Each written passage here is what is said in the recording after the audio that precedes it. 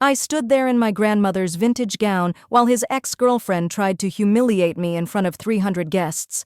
She called security. She demanded I leave. But what happened next? The billionaire stopped the entire party, looked her dead in the eye, and said, "Pack it up. We're moving." Before I tell you how a man I barely knew moved heaven and earth to defend my dignity, do me a favor. Hit that subscribe button and turn on notifications.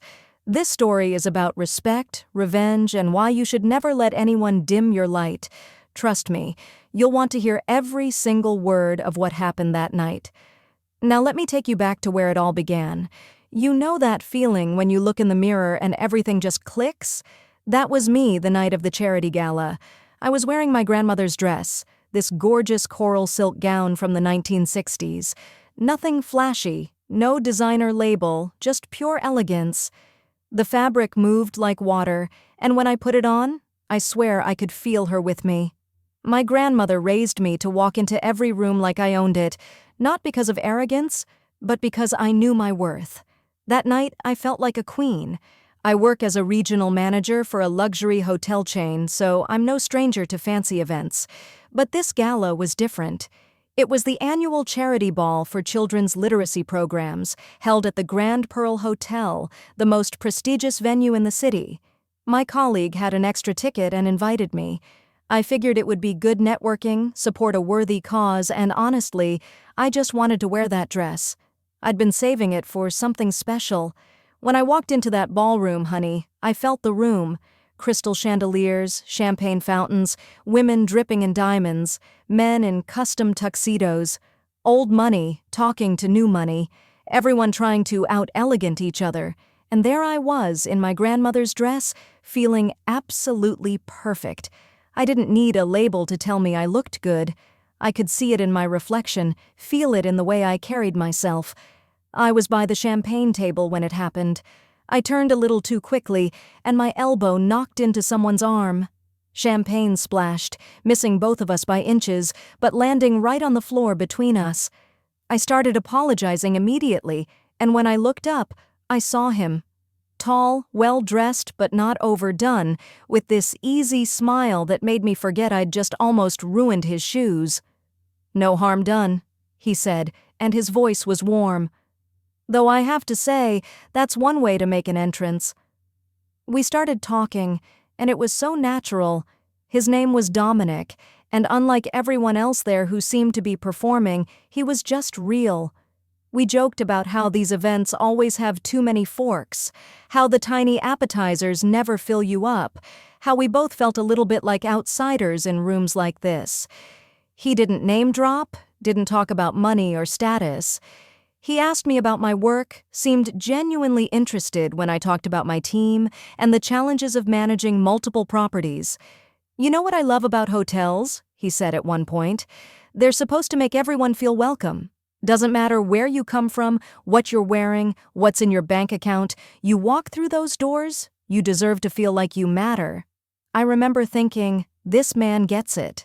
In an industry that can be so focused on luxury and exclusivity, he understood the heart of hospitality. We must have talked for 20 minutes before someone pulled him away for introductions. Before he left, he touched my arm gently and said, "Save me a dance later?" I was floating. The evening was perfect. I mingled, bid on a few auction items, donated to the literacy fund. People complimented my dress, asked about the vintage style. I told them about my grandmother, how she bought this dress with her first paycheck from teaching, how she wore it to every important event in her life. Every compliment felt like honoring her memory. Then she walked in. I didn't know who she was at first, but I felt the energy in the room shift. This woman entered like she was filming a movie about her own life. Designer gown that probably cost more than my car, diamonds at her neck and wrists, followed by a small entourage of equally polished friends. People parted for her. She had that kind of presence, the kind that demands attention and expects worship. She scanned the room like she owned it, and when her eyes landed on Dominic across the ballroom, something cold flickered across her face. Then her gaze found me, standing near him from our earlier conversation spot, and her expression shifted to something I recognized immediately. Calculation. She glided over, her friends flanking her like backup singers. "Hello," she said, her smile sharp as glass. "I don't think we've met. I'm Clarissa." "Bianca," I said, extending my hand. She took it limply, like she was doing me a favor. Her eyes traveled down my dress, slowly, deliberately. "How unique," she said, and those two words dripped with everything she wasn't saying. "Is that vintage? How brave of you." Now, I've dealt with women like this before. Women who use compliments as weapons, who can make you feel small while smiling the whole time. I kept my smile pleasant. It was my grandmother's. She had impeccable taste. "Oh, so it's a hand-me-down." Clarissa's laugh was like wind chimes made of ice. "Well, at least you tried. Not everyone can afford this season's collections, and we should really celebrate that diversity. Shouldn't we, girls?" Her friends giggled on cue. I felt heat rising in my chest, but I wasn't about to give her the satisfaction. "I think real style is timeless," I said calmly. "It's not about the price tag." Clarissa's smile tightened. She wasn't used to people standing their ground. "How philosophical. You must tell me, where do you summer? I don't think I've seen you at any of the usual places." "I don't summer anywhere," I said flatly. "I work." "How refreshing," she said in a tone that meant the opposite. She turned to her friends, raising her voice just enough. "It's so important that events like this are inclusive. Anyone can attend if they know someone, right?" That's when I realized what was happening. She thought I didn't belong here. She thought I was some charity case, someone's plus one who'd wandered into the wrong tax bracket.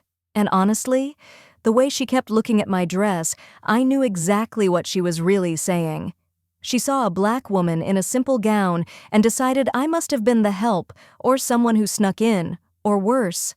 I was about to excuse myself when the auctioneer called for attention. I moved toward the auction display, trying to put distance between us, but Clarissa followed. That's when she decided subtlety was overrated. "Excuse me," she said loudly, projecting her voice so people turned to look. "I'm sorry, but I have to ask, are you sure you're on the guest list? This is a very exclusive event." The conversations around us stopped. People were staring. "I was invited," I said, keeping my voice level even though my heart was pounding. "By whom?" Clarissa challenged. "Because I know everyone here and I don't recall your name on the committee list." "I don't need to be on a committee to attend a charity event." "But you do need to meet certain standards." Her eyes raked over my dress again. "This is black tie, sweetheart. That dress looks like it came from a thrift store. We have a reputation to maintain." The humiliation crashed over me like a wave. 300 people in that ballroom, and I swear every single one of them was watching. Some looked uncomfortable, others curious. A few of Clarissa's friends were smirking. I felt exposed, judged, reduced to nothing because I dared to show up in my grandmother's dress instead of something with a designer label. Then Clarissa waved over security. 2 guards approached, looking confused. "Ma'am?" one of them said to Clarissa. "This woman is clearly not on the official guest list," Clarissa announced. "She's underdressed and doesn't fit the standards of this event. I think there's been some kind of mistake. Can you please verify her invitation?" I couldn't breathe. This was beyond humiliation. She was trying to have me removed like I was trespassing. My hands were shaking. Part of me wanted to walk out with my head high, but another part was rooted to the spot, refusing to be chased away by this woman's cruelty. The security guards looked at each other, uncertain. One of them started to say something to me when a voice cut through the tension like a knife. "Is there a problem here?" Dominic appeared through the crowd, and something about his presence made everyone step back. The security guards immediately straightened up, their eyes widening in recognition. "Mr. Prescott," one of them said quickly, "we were just—" "What's going on?" Dominic's voice was calm, but had an edge I hadn't heard before. Clarissa's face lit up like she'd been rescued. "Dom, thank God. I was just trying to help. This woman doesn't meet the dress code, and I thought—" "The dress code." Dominic looked at her, and his expression was unreadable. Then he turned to the security guards. What does the invitation say about the dress code? Black tie, sir, one guard said nervously. And is she in black tie attire? Yes, sir, technically. Technically? Dominic's voice sharpened. Either she is or she isn't. Which is it? She is, sir. Dominic turned back to Clarissa, and the temperature in the room seemed to drop 10 degrees. So let me understand this. You called security on a properly dressed guest because you personally don't approve of her choice of gown? Dom, it's not like that. Clarissa reached for his arm, but he stepped back. It's exactly like that, Clarissa. Tell me, what's wrong with her dress? It's old, Dom. It's clearly not from this season. It's not designer. It doesn't fit the caliber. The caliber, Dominic repeated softly. Then he raised his voice, addressing the room. Can everyone hear me? The ballroom went completely silent. This dress that's being criticized has more history, more love, and more meaning than anything bought off a rack this season. This woman is wearing her grandmother's gown. That's heritage. That's family. That's something money can't buy. My eyes were burning with tears I refused to let fall. He continued, This event is supposed to be about raising money for children's literacy. It's about substance, community, making a difference. It's not about who's wearing which label or who spent the most on their outfit. He looked directly at Clarissa, and it's certainly not about making someone feel small to make yourself feel big. Dom, I was just trying to maintain standards. No. His voice was ice. You were trying to humiliate someone because you could, because you thought no one would stop you. Then Dominic did something I'll never forget. He pulled out his phone, made a call, and said, Get the team ready. We're relocating. Clarissa blinked. What are you talking about?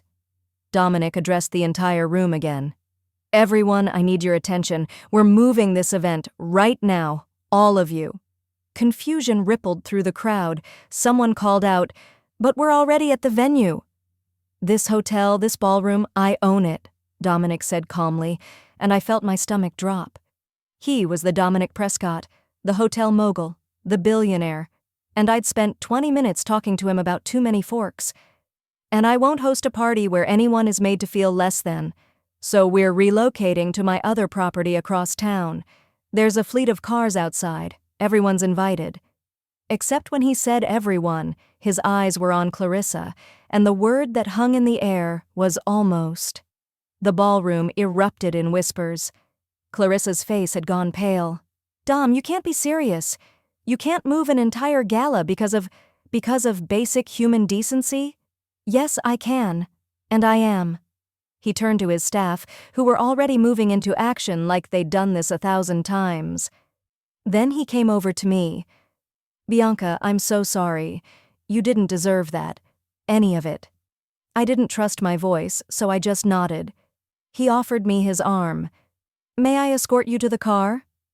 The next 20 minutes were surreal. 300 guests filing out of the Grand Pearl, a fleet of luxury cars waiting outside, everyone talking at once. I rode with Dominic, sitting in the back of his car, trying to process what had just happened. You didn't have to do that, I finally said. Yes, I did. He looked at me, and his eyes were serious.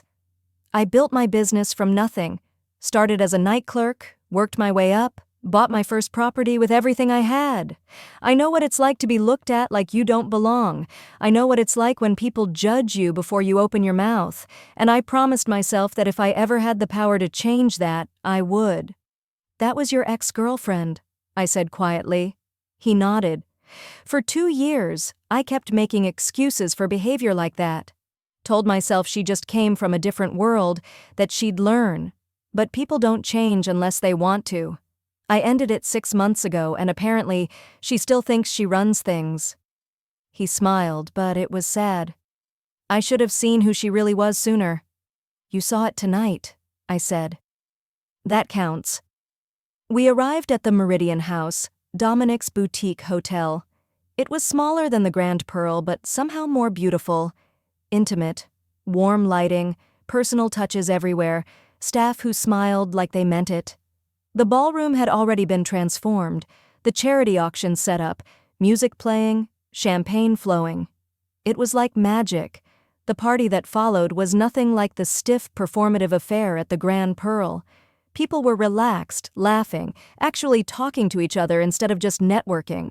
The auction raised even more money than expected, and Dominic and I finally had that dance. "Thank you," I said as we swayed to the music. "Not just for tonight, but for seeing me, really seeing me." "Thank you for wearing that dress," he said, "for being exactly who you are, for not apologizing for it." Later, people came up to me asking about the dress, about my grandmother, about my work. Real conversations, genuine interest. What started as the worst moment of the night had somehow transformed into something beautiful. As the evening wound down, Dominic and I stood on the hotel terrace overlooking the city. "I owe you an apology," he said. "For what?" "For Clarissa, for not seeing her true nature sooner, for any part I played in making her think that behavior was acceptable." I shook my head. "You're not responsible for her choices, but you are responsible for yours. And tonight, you chose to do the right thing. That says everything about who you are." We exchanged numbers that night, made plans to see each other again, but more than that, something shifted in me. I'd walked into that gala confident, but I walked out knowing that my worth didn't need anyone's validation. The right people would see it. The wrong people never would. And that was their loss, not mine. That was 3 months ago. Dominic and I are still together, taking things slow, building something real. My confidence from that night carried into my work. I got promoted to vice president last month. And Clarissa? She faded from our social circles, her cruelty catching up with her reputation. I wore my grandmother's dress again last week, to another charity event. This time, I wore it with even more pride. Because I learned something important that night. Your value isn't in the price tag. It's in the love woven into the fabric. It's in the memories carried in every stitch. It's in walking into a room knowing exactly who you are and refusing to shrink for anyone. So that's how a man I barely knew saw my worth before I even had to defend it. That's how one act of respect changed everything. Now let me tell you something important. Your value isn't determined by who approves of you. Your grandmother's dress, your thrift store find, your simple outfit. If it makes you feel beautiful, that's all that matters. Don't let anyone shame you for being authentically you. If this story spoke to you, if you've ever been made to feel less than because of how you looked or where you came from, drop a comment below, share your story, and smash that like button. Let's get this message to everyone who needs to hear it. Subscribe because I've got more stories about dignity, respect, and standing tall in who you are. Remember, the right people will move mountains for you. The wrong people, they'll try to make you feel small. Choose your circle wisely. I'm Bianca, and I'll see you in the next one.